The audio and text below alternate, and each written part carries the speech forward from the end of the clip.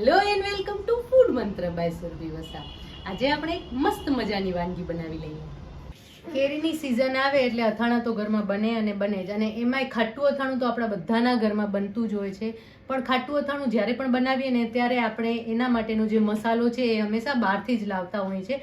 તો આજે આપણે એ અથાણાનો મસાલો ઘરે કેવી રીતે બનાવવું એ બતાવીશું. બહુ જ સરળ રીતે બની જાય છે અને ખૂબ જ ઓછી સામગ્રી જોઈએ છે. એટલે કે તમને ખબર જ છે કે રાઈની દાળ, મેથીની દાળ, મરચું, મીઠું, બસ આ જ વસ્તુ જોઈતી હોય છે. આમ છતાં પણ બહારથી જ્યારે પણ આપણે આ અથાણાનો મસાલો લાવીએ ત્યારે બહુ જ મોંઘું પડતું હોય છે. તો આજે આપણે એ મસાલો ઘરે બનાવીશું. જો હું મેઝરમેન્ટ તમને બતાવી દઉં. આ મેથીની દાળ લીધેલી છે, જેમાં 1 કપ મેથીની દાળ છે, 2 કપ રાઈની દાળ છે, 1 કપ છે એ લાલ મરચું પાવડર છે અને 1 કપ છે એ મીઠું છે.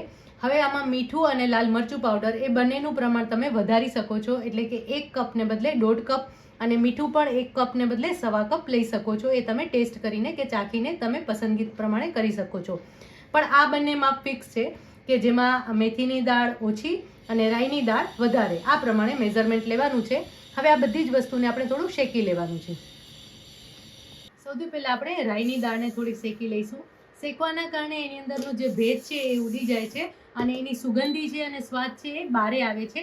એટલે બહુ જ લાઇટલી શેકવાનું છે. જો તમે મેથીની દાળને વધારે શેકશો ને તો એની અંદર કડવાશ આવી જશે. એટલે બહુ વધારે પ્રમાણમાં નથી શેકવાનું.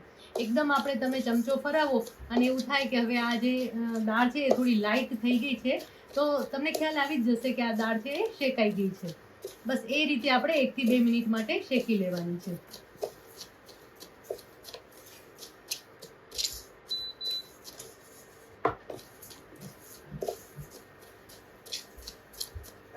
સુગંધ આવવા લાગી છે અને મેથીની દાળ સરસ રીતે શેકાઈ ગઈ છે. હવે આ મેથીની દાળ જે શેકાઈ ગઈ છે ને એને આપણે બાઉલમાં લઈ લઈશું. એક બાઉલમાં કાઢી લઈશું અને આ જ રીતે રાઈની દાળને પણ શેકી લેવાની છે. થોડી રહેશે તો કંઈ જ વાંધો નથી. એટલે કે 2 કપ રાઈની દાળને શેકી લઈશું.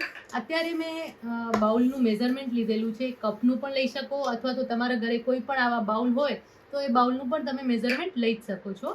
હવે આ મેથીની દાળને આપણે શેકી લઈશું. રાઈની દાળને શેકી લઈશું. મેથીની દાળ તો આપણે શેકી લીધી છે.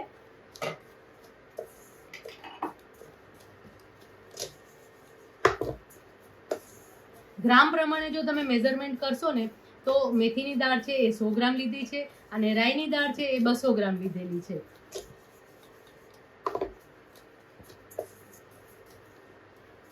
થોડું ગરમ થાય અને લાઇટલી શેકાય એટલું શેકી લેવાનું છે. અને પછી આ બંને દાળ છે ને એને થોડી અધકચરી ક્રશ કરી લેવાની છે. ક્રશ કરી લેવાને કારણે શું થશે કે મસાલો છે ને એ બહુ જ સરસ રીતે કેરી ઉપર ચોંટી જશે. ઘણીવાર બહારથી લાવેલો મસાલો આપણે એવું થતું હોય છે કે મસાલો અલગ પડતો હોય છે. જ્યારે આ રીતે તમે અધકચરી જેને ક્રશ કરશો ને તો મસાલો બહુ સરસ રીતે ચોંટી જશે. પણ હા, એ વાતનું ખાસ ધ્યાન રાખવાનું કે પાવડર ન થઈ જવું જોઈએ. જો પાવડર થશે ને તો એનો સ્વાદ બગડી જશે. બસ આ રીતે રાઈની દાળ છે એ પણ શેકાઈ ગઈ છે. એને પણ આપણે એક બાઉલમાં લઈ લઈશું. આના પછી આપણે મીઠું છે ને એને પણ શેકી લેવાનું છે. મીઠું શેકી લેશું એટલે એના લીધે શું થશે કે મીઠુંમાં પણ કાંઈ પણ ભેજ હશે ને તો એ પણ નીકળી જશે. એટલે એ પણ આપણે શેકી લેવાનું છે. હવે આપણે આ મીઠું છે એને શેકી લઈશું. મારા ઘરમાં હું સિંધવ મીઠુંનો જ ઉપયોગ કરતી હોઉં છું. એટલે અથાણામાં પણ હું એ જ મીઠું વાપરું છું. તમે દેશી મીઠું પણ લઈ શકો છો અને તમારા ઘરમાં જે મીઠું તમે વાપરતા હો એ મીઠું પણ તમે વાપરી જ શકો છો.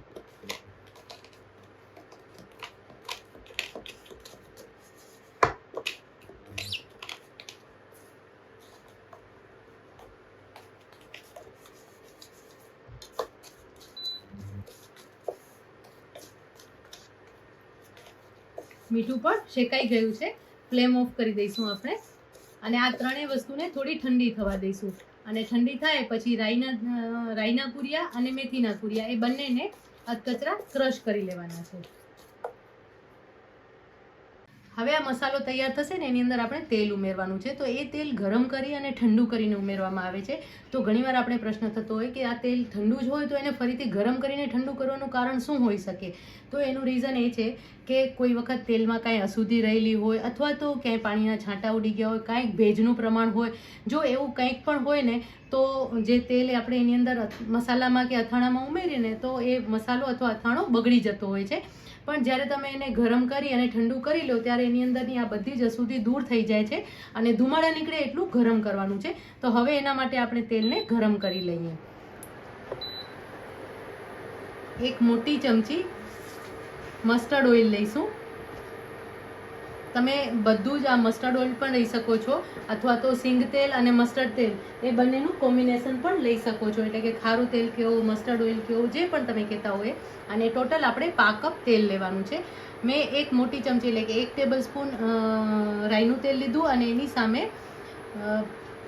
3 થી 4 ટેબલ સ્પૂન સિંગ તેલ લઈશ.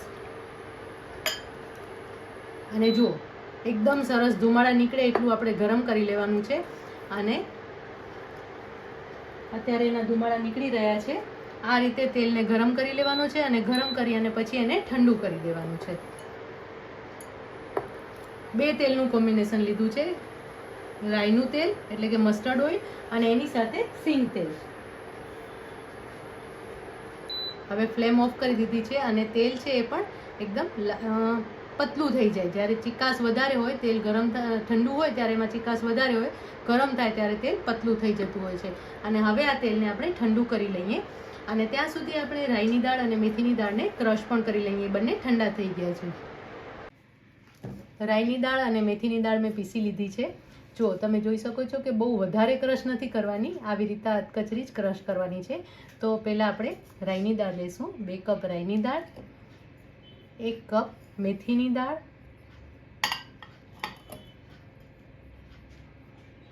1 કપ મીઠું ઉમેરી લઈશું. હવે મિક્સ કરી લેવાનું છે. આ બધી જ વસ્તુને સરસ રીતે મિક્સ કરી લઈશું.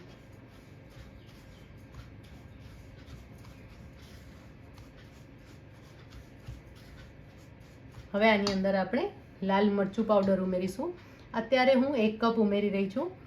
મારા ઘરમાં મરચું થોડું વધારે ખવાય છે એટલે હું 1 કપ કરતાં વધારે એટલે કે 1.5 કપ ઉમેરીશ. જો તમારા ઘરમાં મરચું અને તીખાશ ઓછા પ્રમાણમાં ખવાતી હોય તો તમે ઓછું ઉમેરી શકો છો. પણ આ કાશ્મીરી લાલ મરચાંનો ઉપયોગ કરેલો છે. જો દેશી લાલ મરચાં હોય તો પણ તમારે મરચું ઓછું જોઈશે. જ્યારે કાશ્મીરી લાલ મરચું લેતા હોય ત્યારે એની અંદર તીખાશનું પ્રમાણ ઓછું હોય અને કલર વધારે હોય છે. એટલે હું થોડું વધારે પ્રમાણમાં મરચું ઉમેરીશ. એટલે હું 1.5 કપ મરચું ઉમેરી રહી છું. એની સાથે 2 ટીસ્પૂન હિંગ લઈશું. હિંગનો સ્વાદ બહુ જ સરસ લાગે છે અને હિંગ થોડી આગળ પડતી લેશો ને તો આ મસાલાનો અને એની સાથે અથાણાનો સ્વાદ પણ બહુ જ સરસ આવશે. અને 1/2 ટીસ્પૂન હળદર લઈશું. આ 1/2 ટીસ્પૂન હળદર લેવાનું કારણ એ છે કે હળદરથી થોડો કલર પણ સરસ આવશે અને એની સાથે સાથે પ્રિઝર્વેશન પણ કામ કરશે હળદરમાં. આમ તો મીઠું પણ આપણે ઉમેરેલું જ છે એટલે એ પણ પ્રિઝર્વેશનનું કામ કરે જ છે. હવે પ્રોપરલી મિક્સ કરી લેવાનું છે આ બધી જ વસ્તુને. તમે જોઈ શકો છો કે અત્યારે જે મેઝરમેન્ટ દેખાઈ રહ્યું છે એ લગભગ અરાઉન્ડ 500 ગ્રામ જેટલો મસાલો તમારો તૈયાર થશે અને એ પણ ખૂબ જ સરળતા 500 ગ્રામથી પણ થોડો વધારે મસાલો તૈયાર થશે.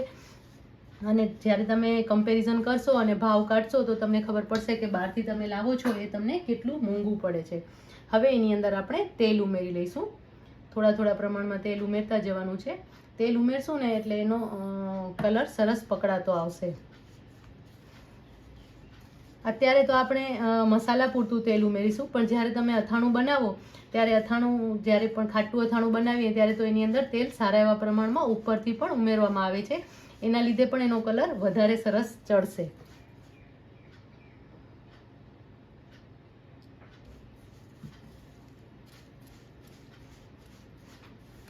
જો હવે આ વસ્તુ જે છે એ આપણે હાથેથી સરસ રીતે મિક્સ કરીશું, કારણ કે તેલ તો જ પ્રોપરલી મિક્સ થશે.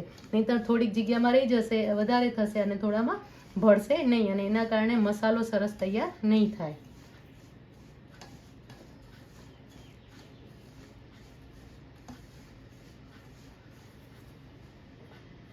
એકદમ પ્રોપરલી મિક્સ કરી લેવાનું છે.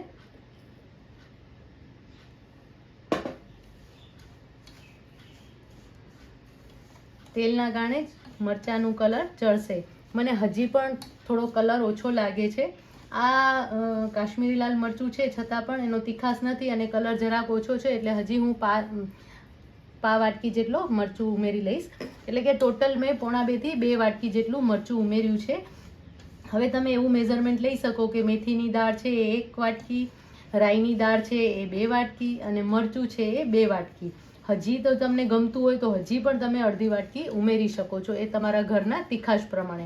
હવે આ મારા ઘરના તીખાશ પ્રમાણે અને કલર પ્રમાણે એકદમ સરસ રીતે આ મસાલો તૈયાર થઈ ગયો છે અને આમાંથી જે અથાણું બનશે ને એ બહુ જ સરસ તૈયાર થશે. તો મીઠું પણ ટેસ્ટ કરી લેવાનું છે. જો મીઠું પણ એકદમ પ્રોપર હોય તો વધારે ઉમેરવાની જરૂર નથી, નહીં તો ઉપરથી 5 કપ આપણે મીઠું ફરીથી પણ ઉમેરી શકીએ છીએ. તો આ મસાલો તૈયાર છે, આપણે એને સર્વ કરી લઈએ. ખાટા અથાણાનો મસાલો તૈયાર થઈ ગયો છે. આ મસાલો એકદમ ટેસ્ટી લાગે છે અને આ મસાલો તમે 12 મહિના સુધી સ્ટોર કરી શકો છો. આની અંદર આપણે તેલ અને મીઠું બંને ઉમેર્યા છે, એના કારણે આ મસાલો બગડતો નથી અને એનો કલર પણ બહુ જ સરસ લે છે. ખાસ એ વાતનું ધ્યાન રાખવાનું છે કે જ્યારે પણ આ મસાલો આપણે બનાવીએ ત્યારે સિઝનમાં બનાવવાનો, એટલે કે અત્યારે જે સિઝન ચાલી રહી છે મસાલાની ત્યારે બનાવવાનો, જેથી કરીને બધા જ મસાલા ફ્રેશ હોય. લાલ મરચાંનું કલર પણ બહુ જ સરસ હોય એટલે આ મસાલો બહુ જ સરસ બને છે અને આમાંથી બનતું ખાટું અથાણું એકદમ ટેસ્ટી બનશે. તો બસ આવા જ નવી વાનગીઓ સાથે, નવી વાતો સાથે ફરીથી મળતા રહેશું. ત્યાં સુધી બાય બાય.